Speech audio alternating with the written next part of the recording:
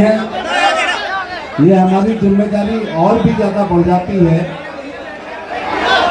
ऐसी जयंतियों से जागृति आती है, जागृति से सोच बदलती है, सोच से संघर्ष करने की क्षमता आती है, संघर्ष से सत्ताएं मिलती हैं, सत्ताओं से इतिहास बनता है, फिर इतिहास ऐसे 6 जून को पढ़ा लिखा समझा और सराहा जाता है।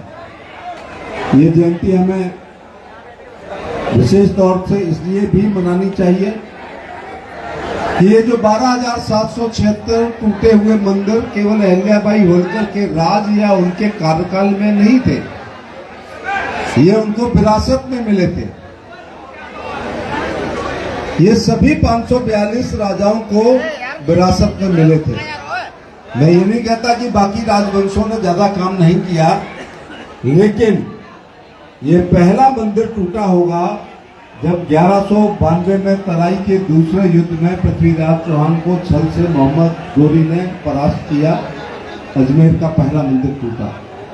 फिर कुतुबुद्दीन ऐबक ने तोड़े, इल्तुतमिश ने तोड़े, रजिया ने तोड़े, बलबन ने तोड़े, अलाउद्दीन खिलजी ने तोड़े, जलालुद्दीन खिलजी ने तोड़े, शेरशाह बलबन ने तोड़े, मोहम्मद तुगलक ने, ग्यासुद्दीन तुगलक ने, सिकंदर लोदी ने, बहलोल लोदी ने, इब्राहिम लोदी ने, बाबर ने, हुमायूं ने, अकबर ने, जहांगीर ने, शाहजहां ने, और आगरा के एमपी से ज्यादा कौन जानता है कि औरंगजेब ने कितने जुर्म और ज्यादती ढाई।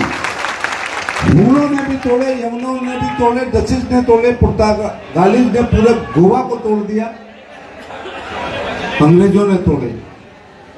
ये सब टूटे हुए सभी रियासतों को मिले, लेकिन अगर इन लोगों ने ध्येय बनाकर सनातन के प्रतीक मंदिरों को तोड़ना काम किया, तो हमारी माँ, हमारी दादी अहिल्याबाई होलकर ने एक मिशन मोड में देश भर के मंदिरों का निर्माण करने का काम किया। और ये छोटी मोटी मठियां नहीं थी। त्र्यंबकेश्वर, ज्योतिर्लिंग, घृष्णेश्वर, ओंकारेश्वर, भीमाशंकर, काल भैरव, उज्जैन में महाकाल, दक्षिण में मल्लिकार्जुन, रामेश्वर, काशी विश्वनाथ, सुदूर उत्तर में केदारनाथ, झारखंड में वैद्यनाथ, सोमनाथ गुजरात में, नागेश्वर, सभी ज्योतिर्लिंगों शक्तिपीठों पर महारानी अहिल्याबाई होलकर ने काम करने का काम किया। लेकिन इसलिए हमारी और भी जिम्मेदारी हो जाती है कि ऐसे महापुरुषों के प्रति श्रद्धांजलि देने के लिए हम अपनी जयंती को मनाने का काम करें।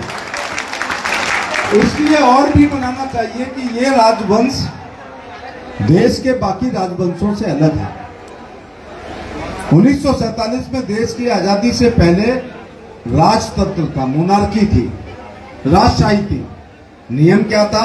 चाहे द्वापर हो या सतयुग हो या त्रेता हो या कलयुग हो, रानी के पेट से पैदा होने वाला ज्येष्ठ पुत्र राजा बनता था। इस देश में सभी राजा रानी की पेट से पैदा हुए।